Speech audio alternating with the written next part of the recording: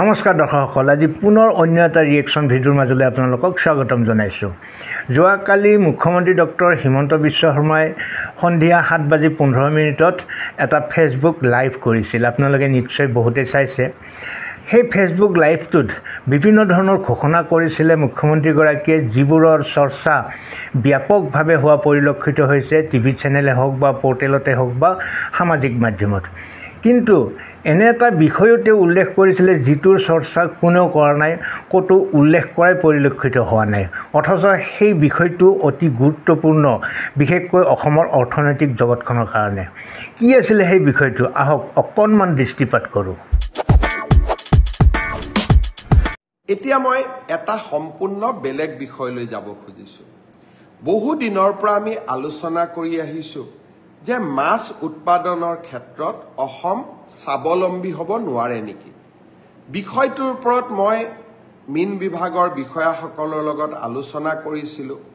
তেখেতসকলে মোক এটাই কথা কয় যে আমি মাছৰ ক্ষেত্ৰত ইতিমধ্যেই স্বাৱলম্বী হৈছোঁ, কিন্তু আমাৰ এটা অসুবিধা যে মাছে কণী পৰা সময়ত ঘন জাল লৈ কিছুমান মীন পালকে নদী আৰু বিলৰ পৰা মাছ সংগ্ৰহ কৰে।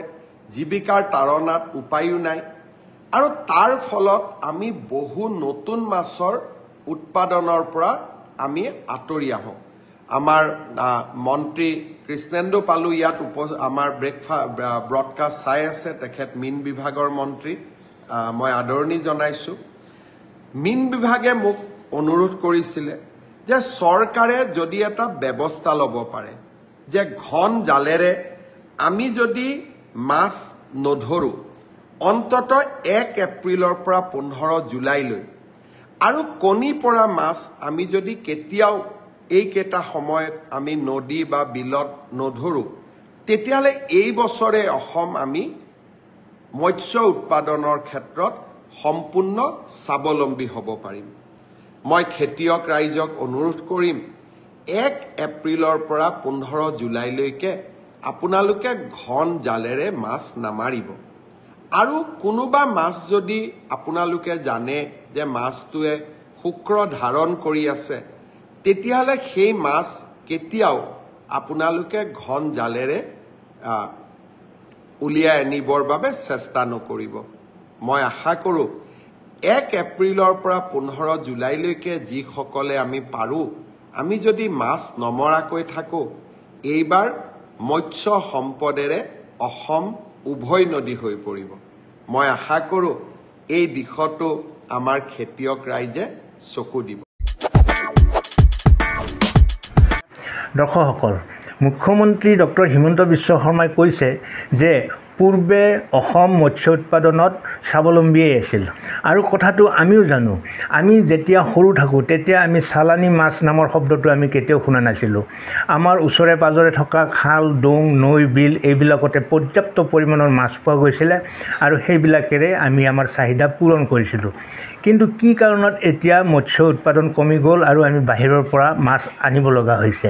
সেই কাৰণটো মুখ্যমন্ত্ৰীগৰাকীয়ে ফহিয়াই দিছে যে আমি কণী পৰা অৱস্থাত মাছবিলাক মাৰি ধ্বংস কৰোঁ। অন্যান্য কাৰণো আছে, সেই কাৰণবিলাকৰ মাজতে কিন্তু এইটো এটা অন্যতম কাৰণ।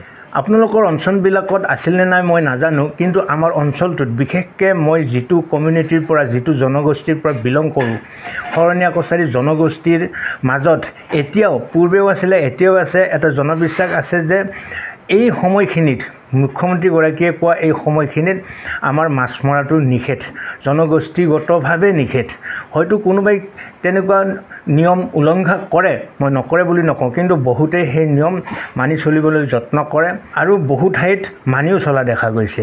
আমি সদায় চিঞৰ বাখৰ কৰি থাকোঁ যে বাহিৰা বণিক গোষ্ঠীয়ে আহি অসমখন দখল কৰিলে, কিন্তু আমি যদি স্বাৱলম্বী হ'বলৈ যত্ন নকৰোঁ, আমাৰ যদি স্বাৱলম্বী হোৱাৰ যত্ন নাথাকে, তেনেহ'লে বাহিৰৰ বণিকে আহিতো সুবিধা ল'বই, আৰু আমি সেই সুবিধা গ্ৰহণ কৰিব লাগিব। গতিকে নিশ্চিতভাৱে মুখ্যমন্ত্ৰীগৰাকীয়ে যিষাৰ কথা কৈছে যে 1 এপ্ৰিলৰ পৰা, অৰ্থাৎ আজিৰ পৰা 15 জুলাইলৈকে মাছ মৰাটো আমি বন্ধ ৰাখিব লাগে, সেই কথা ময়ো জোৰ দি ক'ব বিচাৰোঁ। আৰু এই কথাটো আমাৰ গ্ৰাম্য সমাজত ব্যাপকভাৱে প্ৰচাৰ হ'ব লাগে। আমি যাতে কোনো পধ্যেই ঘন জালেৰে কণীৰ পৰা মাছবিলাক বধ নকৰোঁ, কণীৰ পৰা মাছবিলাক তুলি আনি আমি নাখাওঁ। এই সংকল্প আমি ল'ব লাগিব।